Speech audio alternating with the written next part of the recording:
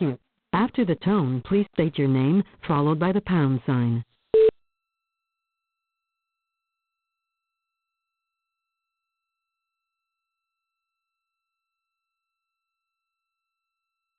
You are being placed into conference in muted mode. Écosystème forestier ici au Centre de foresterie des Laurentides. Donc, bienvenue à ce deuxième colloque de la 33e saison des colloques du SPF-CFL. Donc, la conférence d'aujourd'hui porte sur le calcul des possibilités forestières, une expertise qui se raffine et évolue et diffusée aux intervenants du secteur forestier simultanément dans plusieurs sites à travers le Québec et l'Ontario. C'est avec plaisir que je vous présente le conférencier d'aujourd'hui, M. Louis Pelletier. Originaire du Saguenay-Lac-Saint-Jean, il est forestier en chef depuis février 2016, pour ceux qui ne le sauraient pas. Donc, avant d'occuper cette fonction, il était à la barre du groupe Forestra Coopérative forestière à Saguenay à titre de directeur général. Il a également œuvré au sein de la coopérative forestière La Terrière en tant que directeur général, après avoir occupé les postes de chef forestier, directeur des opérations forestières, directeur de centre de production des plans forestiers et directeur de l'usine de séchage et rabotage. Donc, il est membre de l'Ordre des ingénieurs forestiers du Québec depuis 1990.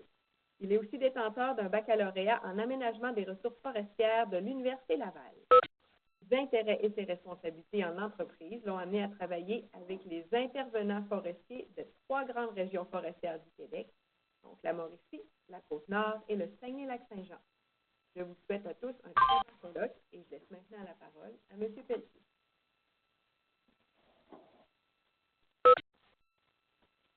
Bonjour à tous. Ça me fait plaisir d'être ici. Merci, Mme Rochon. Merci, Pierre, de ton aide. Merci pour l'invitation de parler de possibilités forestières à vous, les gens de la salle, et à ceux qui sont branchés, bien sûr, via Internet. On m'a dit qu'il n'y avait pas de caméra, donc j'ai été très content. La première chose que j'ai faite, c'est enlever ma cravate. Pour ceux qui ne me voient pas, ça a été un réflexe automatique. Donc, je suis accompagné, entre autres, de Jean du bureau du forestier en chef, M. Jean Gérard, directeur de calcul et analyse, Lise Guérin et Jean-Simon Fortin. Si vous avez des questions plus pointues à la fin de la présentation, notre équipe sera là pour répondre à vos questions. Je commence un instant.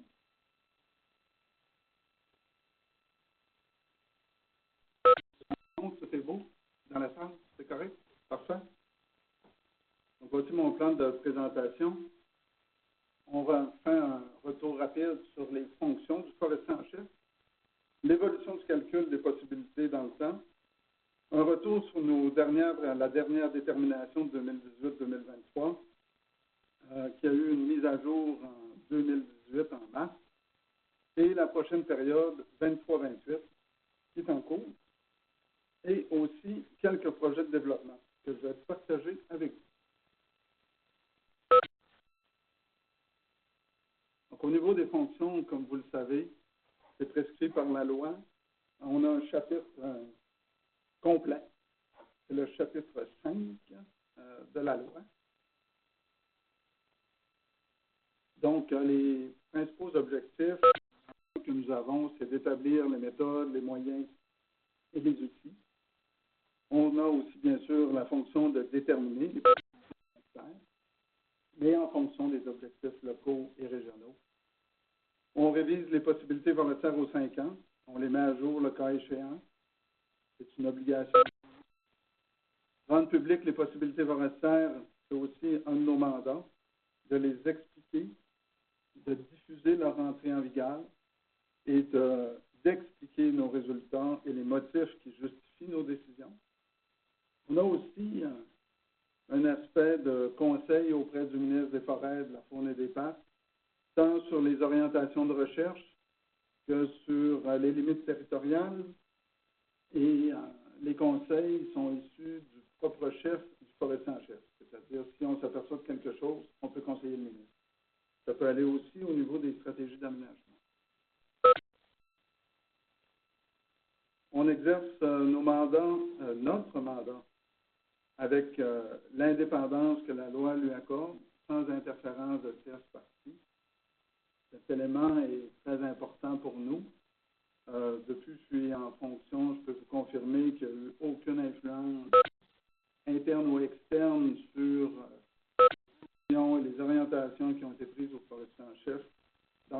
détermination. Ça demeure pas moins qu'on est accessible, que si des gens ont des questions, ils peuvent nous les adresser, soit par écrit ou par téléphone. On est là pour répondre aux questions.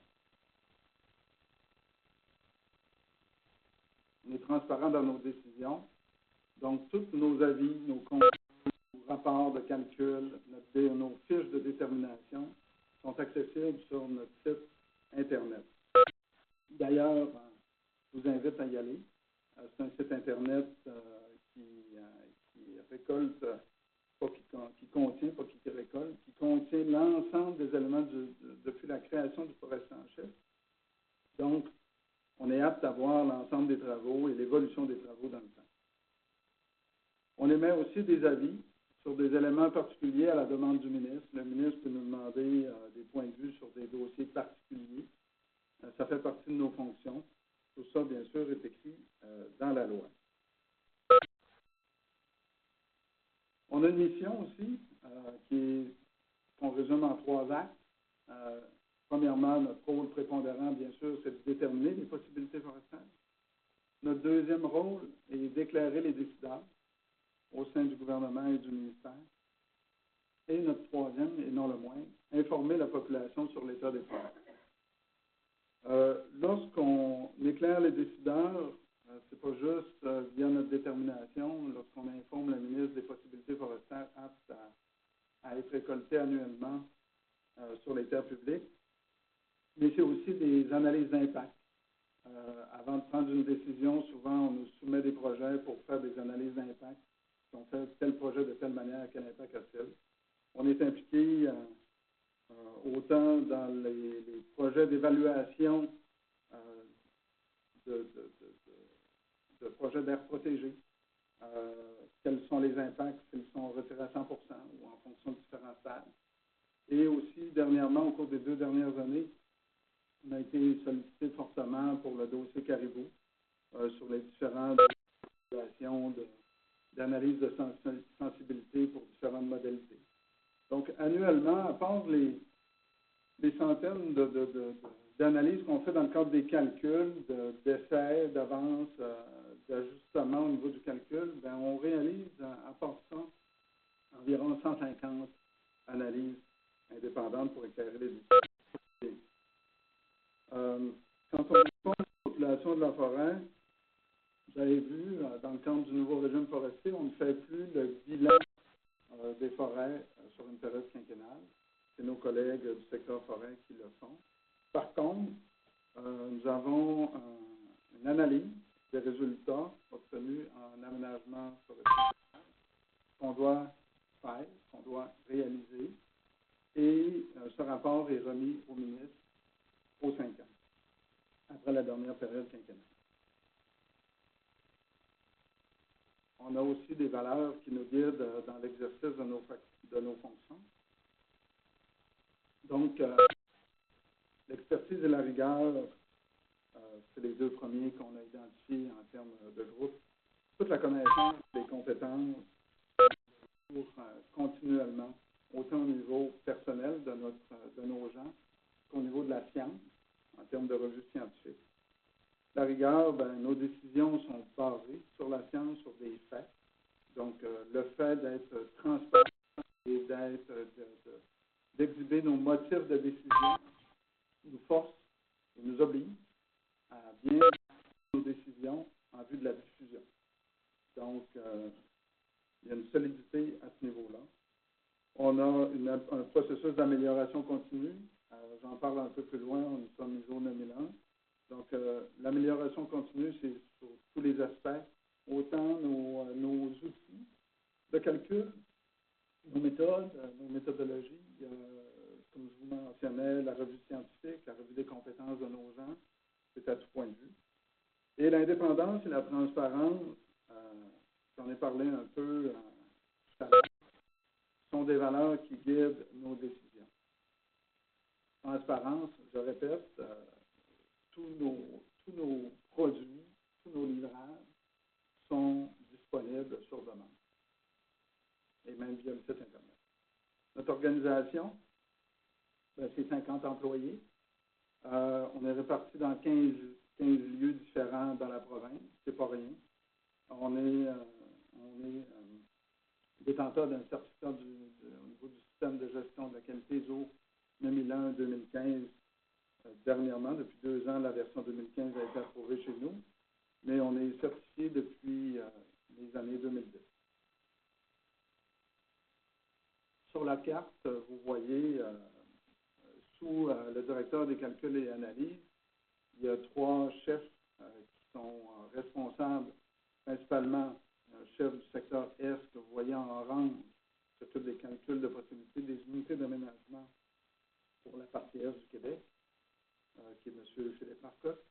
Et du côté ouest de la province, que vous voyez en vert, c'est M. David Barry et son équipe. Et nous avons créé aussi un service de support à la production, à la détermination, à nos calculs, qui est chapeauté par notre chef du support, qui est M. Simon Rick. Je tiens à prendre 2 minutes pour dire merci à notre équipe sur cette diapo-là. Ce sont des gens qui sont compétents, rigoureux, dévoués, et dévoués dans le respect de la mission des éléments que je vous ai mentionnés tout à l'heure. Nous sommes tous en région, vous l'avez vu. Même si le siège social est à Roberval, l'ensemble des employés sont en région. Donc, on est proche des enjeux forestiers, on est proche des problématiques, on est proche des solutions aussi. C'est ce qu'on tente de capter dans nos modèles de calcul et c'est ce qu'on reflète au maximum avec nos collègues des opérations régionales et des entités régionales du milieu. Donc, je tenais à les saluer, à les remercier parce que c'est pas facile de gérer 50 personnes à distance en fonction de 15 bureaux et on le réussit. Et c'est grâce à l'effort de tous. L'évolution du calcul des possibilités forestières au bureau du forestier en chef. Un petit retour dans le temps. Dans la loi, c'est indiqué que jusqu'au 31 mars ou jusqu'au 1er avril, les possibilités de récolte sont à rendement soutenu. Donc, les principes directeurs d'hier, c'était sans diminuer la capacité productive du milieu forestier, on tient compte de certains objectifs d'aménagement durable des forêts.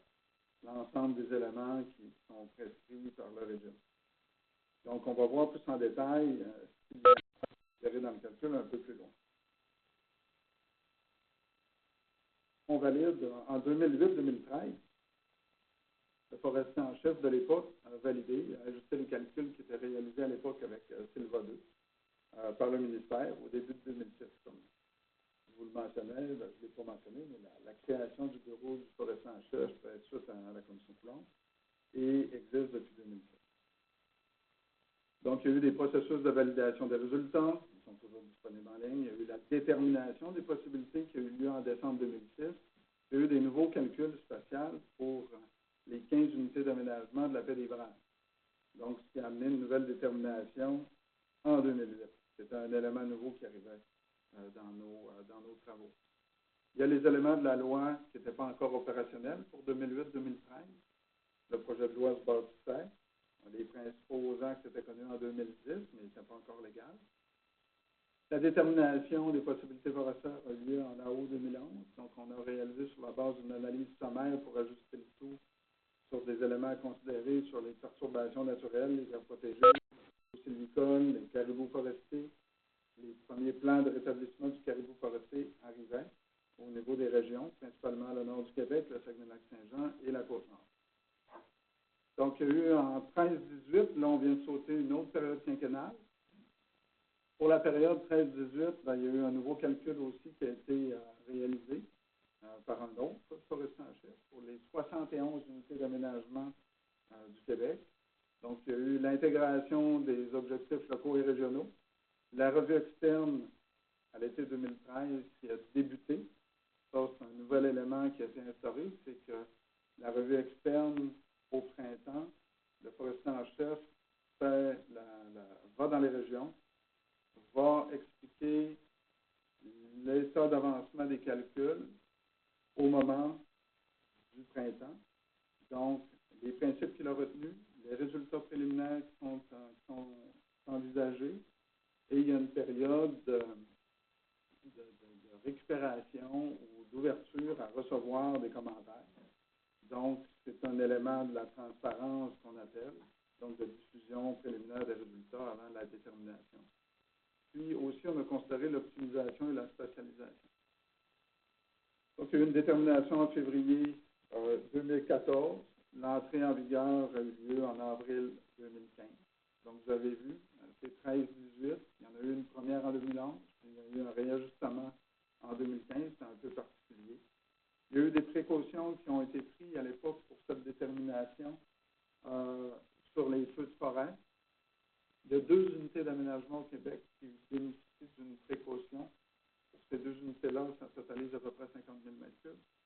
La 2761 et la 2762. D'une diminution de la récolte parce que c'est un triangle de feu à répétition.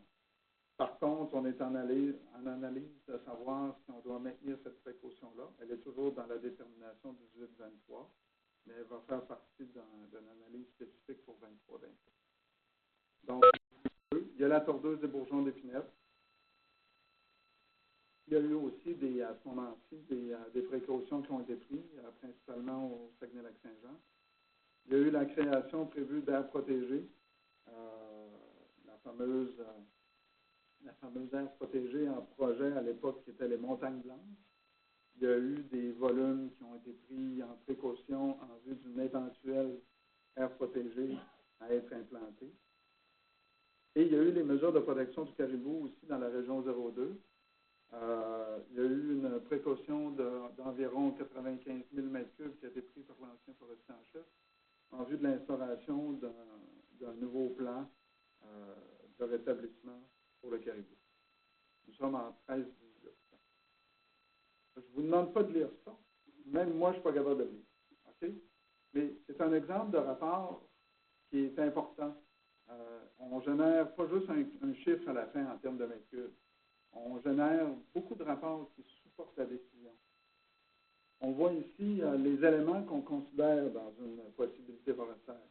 Si je vais juste sur les grands axes du côté gauche, on considère les structures et compositions et configurations des forêts. Donc, la structure d'ange, la composition, l'essence, les aires protégées, l'organisation spatiale, tout est ventilé. Les perturbations naturelles aussi. Les habitats fauniques, que ce soit pour le cerf de Virginie, le caribou, les salmonidés, tout est éclaté chez nous. Donc, la productivité des forêts aussi, si on tient compte des éricacées, des milieux ouverts, l'aire d'intensification, la conservation des sols, les productions ligneuses, les aspects socio-économiques, donc autant la dimension des bois, les paysages, la certification, je vais en parler un peu plus loin, et certains commentaires d'harmonisation qui sont plus comptes, et de la qualité des bois. Donc, c'est simplement pour vous mentionner qu'il y a beaucoup d'éléments qui sont considérés lors d'un calcul. Je prends un exemple d'une UA, un des rapports, on ventile tous nos résultats, donc on en a pris une au hasard, je n'ai pas mis d'unité d'aménagement, mais on mesure aussi l'impact de certaines décisions et orientations. Au niveau du maintien de la structure d'ange, on voit que ça peut avoir un impact sur moins de 6 %. Par contre, ça démontre qu'il y a une protection de 16 430 hectares pour cette unité d'aménagement-là, destinée à des vieilles forêts pour une période de 25 ans. L'organisation spatiale, des interventions forestières au niveau de la concentration. Le caribou forestier, il y a eu 477 000 hectares qui ont été protégés sur des massifs 10 ans pour cette période-là. Donc, l'objectif, c'est d'éclater, c'est d'informer, et c'est de voir aussi pour chaque décision leur impact, mais aussi, pas leur impact juste sur la possibilité, qu'est-ce qui a été mis en œuvre sur le territoire.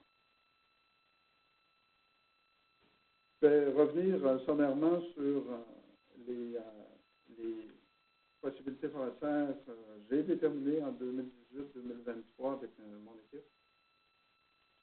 Donc, à compter du 1er avril ou du 31 mars 2018, au niveau de la loi, ça correspond au volume maximum de récolte annuelle de bois par essence pour un groupe d'essence que l'on peut prélever, tout en assurant bien sûr le renouvellement et l'évolution de la forêt sur les bases objectifs d'aménagement durable. Principalement, les cinq principaux axes qu'on doit tenir compte. On parle de la pérennité du milieu forestier.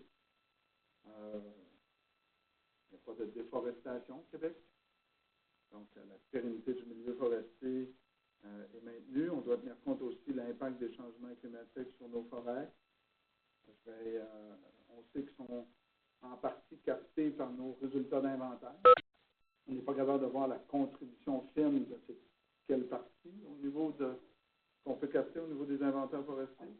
Par contre, je vais vous parler un peu plus loin de nos projets de développement qui sont en cours pour mieux voir pour demain l'analyse de risques et de décisions qu'on peut y avoir en lien avec les changements climatiques. Le troisième point, la dynamique naturelle des forêts, notamment leur composition, structure d'âge et répartition spatiale. C'est plus facile pour les forestiers à générer nos rapports en conséquence avec la qualité de l'information qu'on a au niveau de l'inventaire. Quatrièmement, le maintien de l'amélioration de la capacité productive des forêts.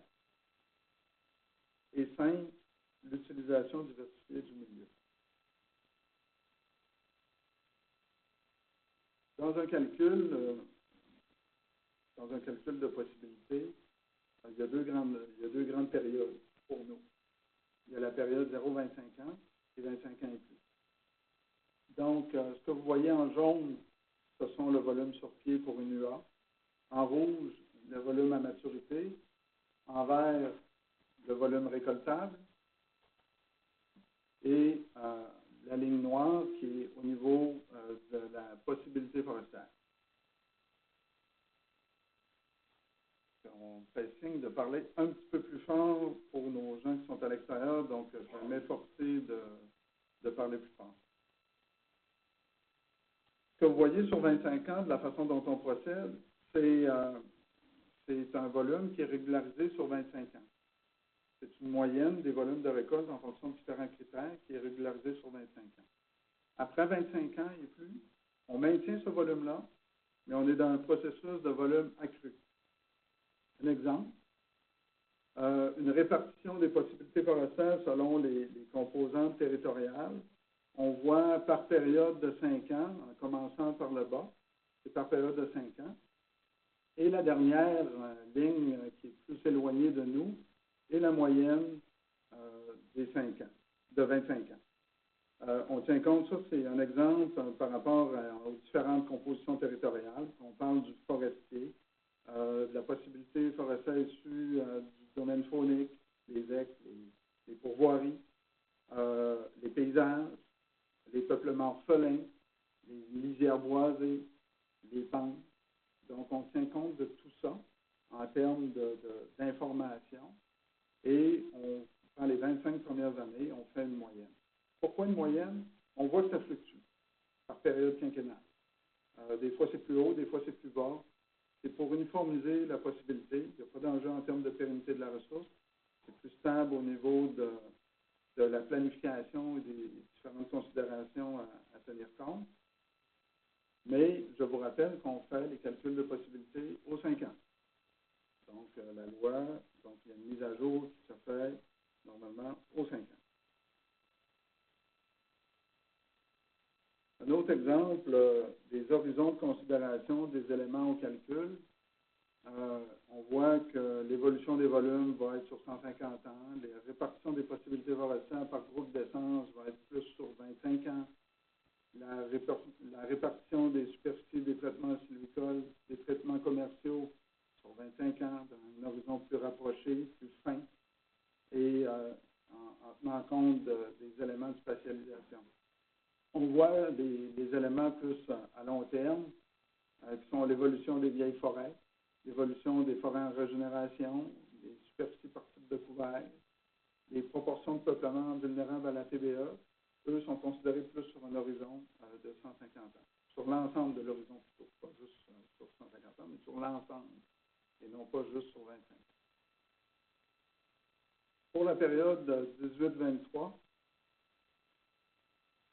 je vous parlais de la revue externe au printemps 2016, les principes de la revue externe. Donc, on a fait le tour du Québec pour les régions qui bénéficiaient d'un nouveau calcul, parce que nos calculs sont synchronisés avec la disponibilisation de l'inventaire coforestier. Je vais vous en parler encore tantôt. Donc, on a fait une revue externe, on a rencontré les parties intéressées, on les a invités, disponibles à recevoir des commentaires, des ajustements s'il y a lieu. De mémoire, on a reçu 231 commentaires dans le cadre de cette revue externe-là. Chaque commentaire a été listé, sa provenance de la personne, de l'organisation qu'il représente et sa question, sa considération qui nous amène. On a le choix, si c'est d'un niveau stratégique et qui fait que ça n'a pas été pris en compte dans notre calcul, on ajuste notre calcul, on le prend en compte. Si ce n'est pas de nature stratégique ou ça n'a pas d'impact, ben, on le mentionne aussi. Donc, il y a un oui et un non au niveau de la rétention des commentaires, mais c'est transparent. Vous savez d'où vient le commentaire et pourquoi on l'a retenu. De ces commentaires-là est produit un nouveau calcul des possibilités forestières. Et ce calcul-là aide le forestier en chef à réaliser sa détermination. Donc, quelquefois, la majorité des fois, la détermination est la même que le résultat du calcul. Parfois, elle diffère. On a eu aussi une mise à jour de la détermination en mars 2018, que je vais vous parler un peu plus en détail tantôt. Et je vais vous revenir aussi sur les éléments des fois qui justifient la différence entre le calcul et la détermination. Donc, pour 18-23, je vous le mentionnais, c'est synchronisé sur l'inventaire écoforestier. L'inventaire écoforestier, c'est un cycle estimé sur une dizaine d'années. Donc, notre calcul avec la nouvelle donnée, théoriquement, est bon une dizaine d'années. Par contre, la loi nous impose de vérifier, de mettre des mises à jour ou de vérifier s'il n'y a pas eu un événement majeur aux 5 ans. C'est ce qu'on fait. Donc, en 18-23, pour la détermination, il y a eu trois scénarios. On a eu environ le tiers des unités d'aménagement qui ont bénéficié d'un nouveau calcul. On a eu un tiers que, suite à la mise à jour, qui n'avait pas eu besoin de modification, donc il y a eu reconduction. Et on a mis à jour le tiers des unités d'aménagement au Québec. On est parti de 71 unités d'aménagement en 2015-2018 à 60 lors de la détermination. Et depuis la détermination, nous sommes rendus à 59 suite à la fusion des unités 94-51 et 94-52 sur la Côte-Nord. Et ce qu'on voit, c'est qu'il y a d'autres fusions qui risquent d'arriver dans le temps, mais on en prendra acte lorsqu'elles seront signifiées officiellement. Une des décisions du forestier en chef concerne la certification forestière. C'est un changement par rapport à la période 13-18. On a constaté qu'il y a plusieurs certificats qui ont changé par territoire au cours des dernières années. Donc, l'impact des modalités de la certification d'un territoire était, en 15-18, soustrait par le forestier en chef, c'est-à-dire était considéré dans la détermination du forestier en chef. Tandis qu'en 18-23, c'est soustrait par le ministre lors de l'attribution. Vous voyez, là, en 15-18, si je prends le bloc de gauche, on avait, mettons, une unité d'aménagement qui avait 1 million de mètres cubes et l'impact de la certification était de 50 000 mètres en termes de demandes supplémentaires en vue d'obtenir l'accréditation. Bien, le forestier en chef le soustrayait et c'était le volume net qui était soustrait des impacts de la certification qui était remis au ministre. Étant donné la volatilité, comme je mentionnais tout à l'heure, le 50 000 m3 de la possibilité de l'impact du requérant de certification du territoire, bien, il est toujours là. Il est remis au ministre, mais c'est lui, lors de l'attribution, qui valide si le certificat est toujours en vigueur ou pas, et s'il le prend en réserve si le certificat est en vigueur, ou s'il le remet en production si le certificat n'est plus en vigueur.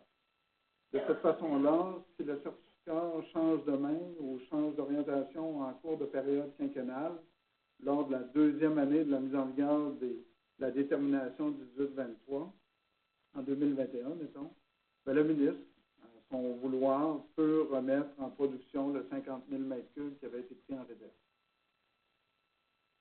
Ça, c'est nouveau. On a limité aussi des baisses de possibilités. Quand je vous mentionnais des actions entre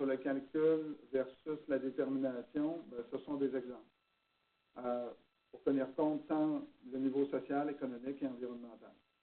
Donc, on a eu des baisses importantes, je prends dans l'ouest de la province de Trans, qui était supérieure à 10 en termes de baisse de possibilités forestières. Bien, pour les essences qui occupaient plus que 10 du volume sur pied et qui bénéficiaient d'une nouvelle donnée d'inventaire, il fallait avoir de l'information récente, bien, on a limité la baisse à 10 Puis la baisse de possibilités était de 15 bien, on l'a limité à 10 pour la prochaine période quinquennale. Et l'excédent qui n'a pas été pris en compte va être pris en compte à la deuxième période quinquennale. Donc, on a fait aussi des tests à savoir si cette décision-là arrivait, est-ce que ça portait préjudice à la ressource ou à l'essence dans le temps. Et chaque décision était supportée par ces analyses-là et ça ne portait pas de préjudice à moyen et long terme sur la ressource. Donc, c'est pour donner le temps aux gens à soit s'adapter à cette baisse-là, en vue de l'autre, aussi de l'application de l'autre, ou aussi de regarder différentes alternatives en termes de stratégies d'aménagement compensatoire qui peuvent être regardées dans le temps. L'augmentation temporaire aussi, c'est arrivé. C'est arrivé au Bas-Saint-Laurent. Suite à la revue externe, on nous a signifié un stock important de bois sur pied de 30 sur année qui était en perdition. Malgré nos calculs et malgré la possibilité qui a été annoncée, on a fait des analyses encore plus pointues suite à cette revue externe-là. Et on a pris acte et on a, au-delà de la possibilité qui avait été identifiée au calcul, on a donné un volume de plus en 30 dans le Bas-Saint-Laurent. Et bien sûr, on a fait une analyse parce que si on donne du 30 en supplément pour récupérer cette matière-là qui se perd, bien, c'est quoi l'impact au niveau des essences secondaires aussi? Parce qu'il y a d'autres clients, résineux ou autres essences. Donc, suite aux analyses qu'on a faites, bien, il n'y a pas eu de préjudice sur la pérennité de la ressource, donc ça a été fait. Le résultat provincial, sommairement, entre les deux déterminations, c'est une augmentation de 5 On est passé de 32,6 millions de mètres cubes à 34,2. 5 mais il faut faire attention, il y a l'effet de la certification qui est dans le 5 c'est un volet administratif, il faut faire attention. Donc, lors de la dernière détermination, on a 540 000 mètres cubes qui a été pris en réserve pour l'élément certification. Donc, le gain forestier est d'1,1 million en termes de résultats. On a une répartition régionale des possibilités forestières. 6 régions, c'est à peu près 80 de la possibilité forestière au Québec. Ça ne veut pas dire que les autres régions ne sont pas importantes. Au contraire, elles sont proches des gens. Il y a des scieries qui sont implantées dans ce coin-là. Et vous voyez la répartition des provenances sur terre publique. L'augmentation de 5 elle est due à quoi? Les principales raisons, c'est, souvenez-vous, 2008-2013, moins de récoltes, la crise du bois d'œuvre, la crise financière aux États-Unis, moins de construction résidentielle. On a récolté seulement 55 de la possibilité forestière qui était octroyée, globalement. Si on l'éclate, seulement 65 de la possibilité forestière résineuse a été utilisée et 35 au niveau du feuillu. Donc, moins de récolte, maintien du stock sur pied. Donc, on a eu plus de volume, l'inventaire l'a confirmé. On a eu aussi une meilleure croissance, surtout au niveau de la sapinière. On a reçu les modèles de croissance, les données de la direction de la recherche forestière. On a constaté ensemble cet effet-là. On a même demandé de creuser de façon encore plus spécifique cette augmentation de croissance-là avec nos collègues de la direction de la recherche forestière qui nous ont reproduit un autre rapport encore plus élaboré et qui confirmait cette augmentation de croissance-là une deuxième fois. On l'a intégré dans nos calculs. On a aussi le traitement de la certification, 540 000 mètres cubes qui a été mis en réserve. Et puis, l'effet de la sylviculture aussi des 25 dernières années commence à être perçu. On le voit, au Bas-Saint-Laurent, il y a 100 000 mètres cubes qui est récolté via l'éclaircie commerciale dans des strates aménagées. De façon générale, la forêt se porte bien. Comme je vous mentionnais, en termes de pérennité de la ressource, il n'y a pas de déforestation au Québec. Je pense que vous le savez, nous le savons tous. Par contre, il y a des éléments à surveiller. La tordeuse des bourgeons d'épinette est un enjeu que l'on surveille de très près avec nos collègues du ministère secteur forêt. On voit qu'il y a des plans de récupération qui visent à récupérer la mortalité, à ajuster des stratégies, on le constate, et s'adaptent en fonction de la progression de l'épidémie. On tente de diminuer cette vulnérabilité-là par une récolte accrue de sapins, mais on suit la progression de l'épidémie. Ça va être dans la dernière détermination, au niveau de la tordeuse des bourgeons d'épinette, étant donné que l'épidémie a débuté sur la Côte-Nord et qu'il y avait plusieurs années de défoliation, on a fait un exercice plus pointu, autant avec les jeunes secteurs des opérations régionales de la Côte-Nord que les industriels forestiers, sur une méthodologie afin de valider la mortalité qui a été considérée. Et suite au processus qu'on a mis en place et les chiffres qui ont été exposés, on a j'ai décidé de baisser la possibilité de l'unité d'aménagement de la 93-51 de 10 en raison de la tordeuse des bourgeons d'épinette. Donc, pour la prochaine détermination, bien sûr, cet élément-là va être suivi de très près. Aussi, dans la possibilité 18-23, dans la détermination 18-23, on a tenu compte de nouveaux éléments.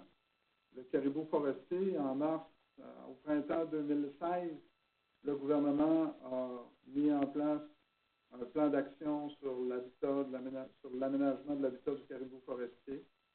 Dans ce plan d'action-là, en deux phases, il y avait une première phase qui visait d'implanter des massifs de protection dans la région 02, ce qui a été fait par la région, soumis à Québec et introduit dans nos calculs.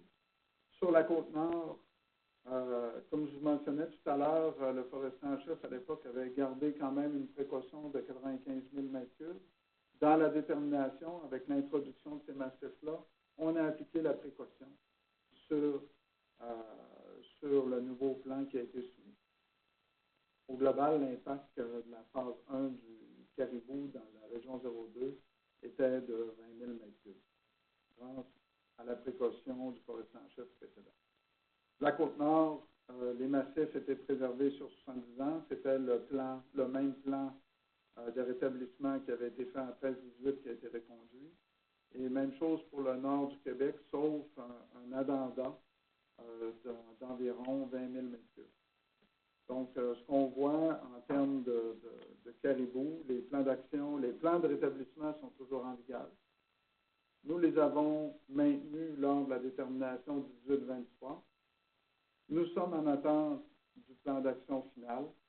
Lorsqu'il sera réalisé officiellement et transmis officiellement à nos bureaux, nous en prendrons acte et nous verrons l'effet sur les possibilités forestières pour les régions concernées en fonction du plan qui nous sera soumis.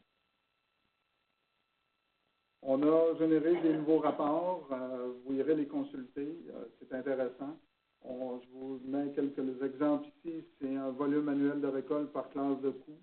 Donc, selon des grilles de coûts macro qu'on a ici au forestier en chef, bien sûr, ce n'est pas des coûts d'opération forestière livrés à l'usine, mais c'est des grands principes directeurs qu'on se donne pour améliorer les décideurs dans leur planification.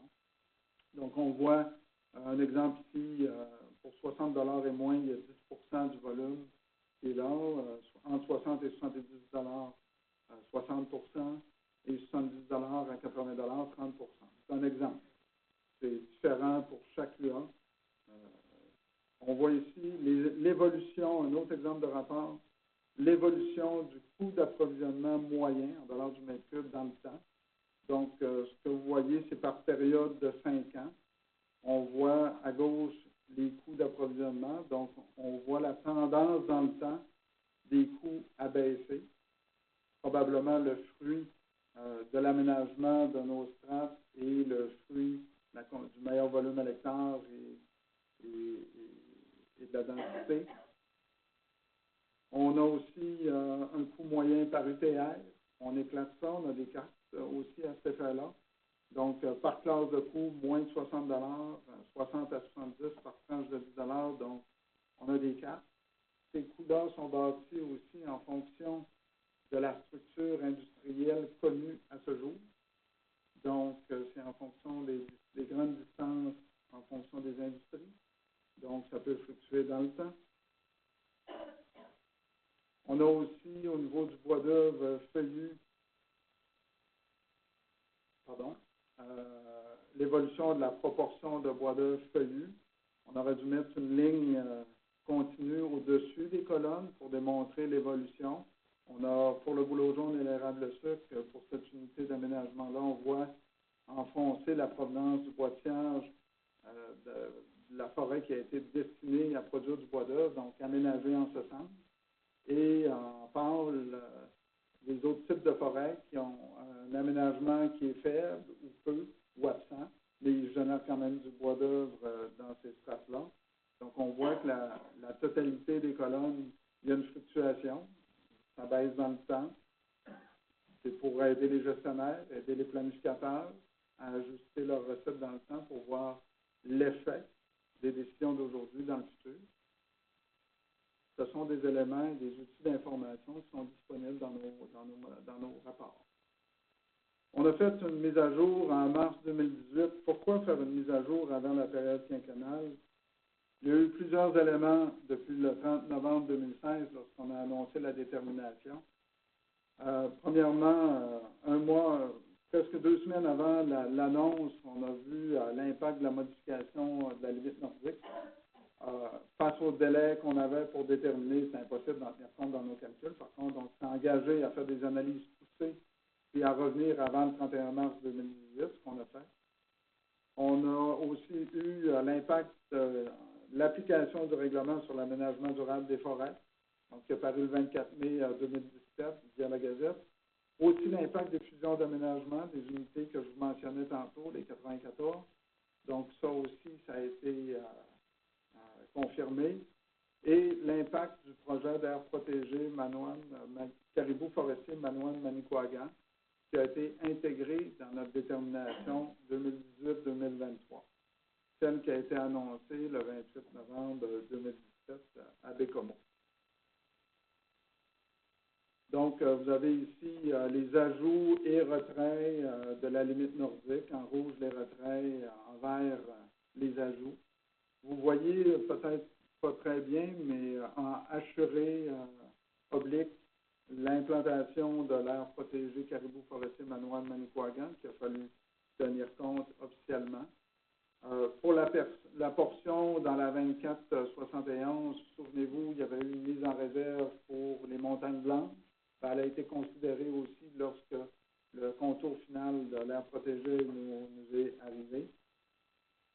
Donc, ça a donné une analyse sommaire beaucoup plus détaillée, mais je vous indique sommairement les résultats de nos travaux. Pour le Saguenay-Lac-Saint-Jean, pour les 2 unités, on a eu une augmentation de territoire qui a augmenté la possibilité de 63 000 m3. Une baisse au niveau de la section rouge pour la 25-71 de 11 000 m3, fait un total de 52 000 m. Positif. Sur la Côte-Nord, on est en mode négatif. La 93-52 et la 95-51 totalisent une baisse de 76 100 m3. On n'a pas tenu compte des autres unités d'aménagement parce qu'on est en recalcul. On a reçu les données d'inventaire et on est en recalcul. Donc, ce qu'on a recommandé au ministre pour le Saguenay-Lac-Saint-Jean, c'est qu'on a gardé le volume. On a fait une précaution de 52 000 m3 qui a été mis en réserve dans le cadre de l'éventuel plan d'action du gouvernement. Si le plan n'a pas d'impact, le 52 000 m3 va revenir dans les mains du ministre pour distribution. S'il y a un impact au niveau du caribou, le 52 000 m3 va venir tempérer l'impact du dossier. Sur la Côte-Nord, ça a été une diminution des possibilités forestières appliquées immédiatement de 76 000 m3.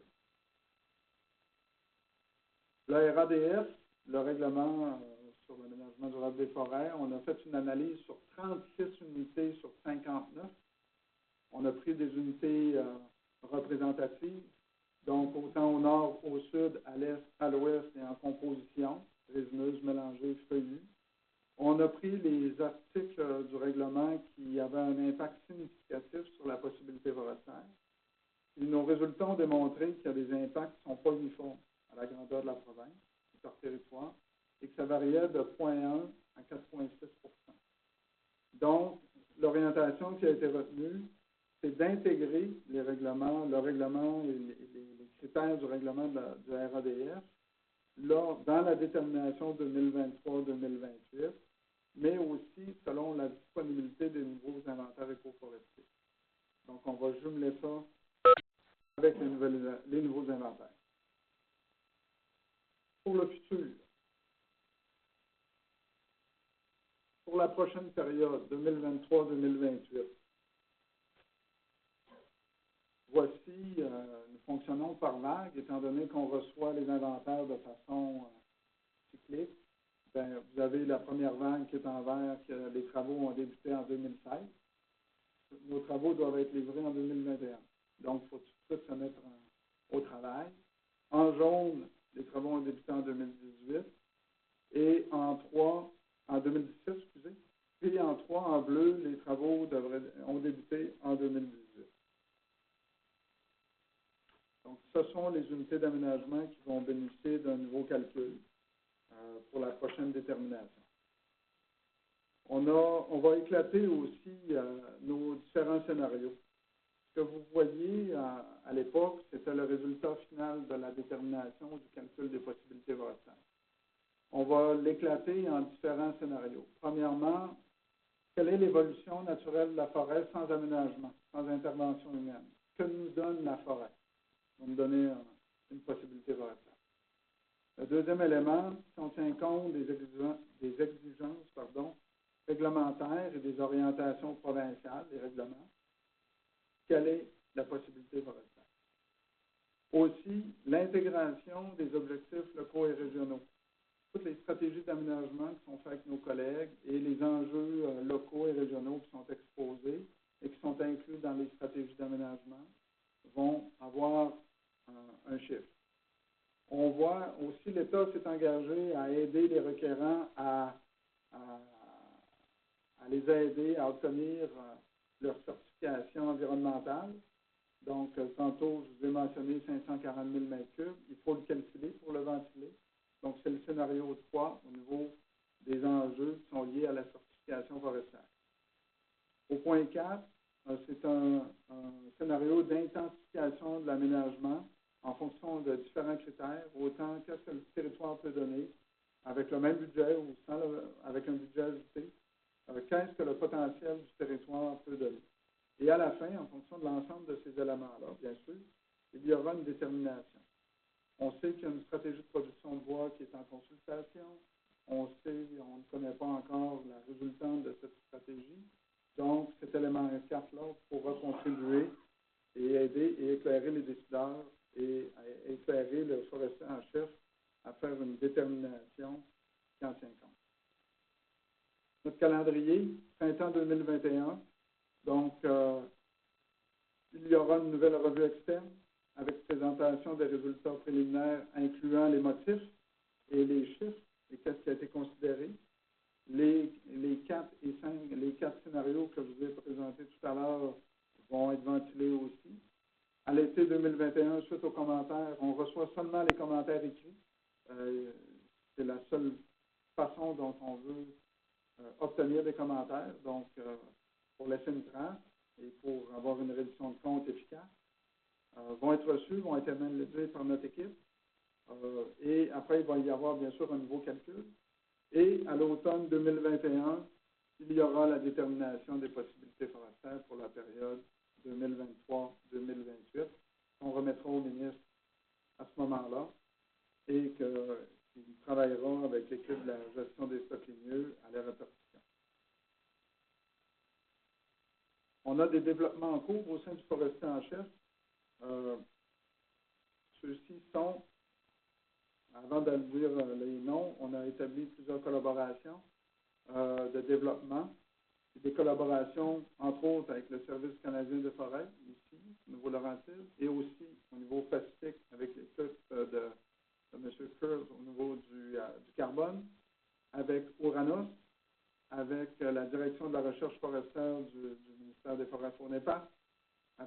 différentes universités du Québec, dont Chicoutimi, Rimouski, Abitibi, Montréal, l'Université de Sherbrooke et l'Université Laval. Donc, il y a un réseautage assez complet. Nos projets, entre autres, pour tenir compte des perturbations naturelles, la SADF a un point spécifique sur cet élément-là, au niveau de tenir compte de l'effet des principales perturbations au niveau du calcul. Donc, on veut évaluer les répercussions des perturbations naturelles sur l'état de la forêt. On veut considérer aussi ces résultats-là dans la détermination des possibilités forestières, voir l'analyse de risque et en fonction de la situation et qu'est-ce qui s'en vient, mais aussi tester, évaluer et documenter les mesures de mitigation qu'on peut mettre en œuvre. En fonction des résultats, qu'est-ce qu'on peut faire pour prévenir? Ce sont un projet qui est en cours. Au niveau du carbone forestier, je vous en parlais tout à l'heure, donc c'est d'évaluer l'effet des stratégies d'aménagement sur le réservoir de carbone dans l'écosystème forestier public du Québec. C'est un grand territoire. Donc, c'est d'intégrer le carbone forestier dans la modélisation servant... On a perdu, il y a eu un clin d'œil, on va appeler ça comme ça. On va intégrer le carbone dans la modélisation, ça va établir les possibilités forestières. Donc, probablement, dans notre prochaine détermination, il va y avoir un nouveau rapport qui va s'appeler carbone. Donc, et c'est de tester, évaluer, documenter les mesures d'atténuation à mettre en œuvre. Au niveau des changements climatiques, avec Ressources naturelles Canada et Orano, c'est d'intégrer des mesures d'adaptation au changement climatique dans la détermination. C'est de supporter la prise de décision en regard de la pérennité de la ressource forestière dans le choix des mesures d'adaptation les plus appropriées. C'est un projet qui est en cours depuis, qui a débuté il y a 6 mois. Aussi, avec la Fonds de recherche du Québec, la Société et Culture, avec l'UQAM, l'aménagement forestier durable, une nouvelle approche multicritère, temporelle, participative dans un contexte d'incertitude. Donc, c'est de comparer plusieurs scénarios sur la base d'indicateurs multiples et évaluer sur différentes périodes de temps pour en tenir compte, pour encore une fois éclairer le forestier en chef et son équipe afin de prendre une meilleure décision possible en fonction de l'ensemble de ces éléments-là. Avant de terminer, j'ai fait un survol général. Si vous avez des questions pointues, comme je vous ai mentionné, je suis accompagné de certains membres d'équipe du forestier en chef. M. Jean Gérard de la direction des calculs. Si jamais vous avez des questions pointues, ce sera plaisir de joindre à moi. Mais voici l'essence même de ma présentation et je vous remercie de votre attention.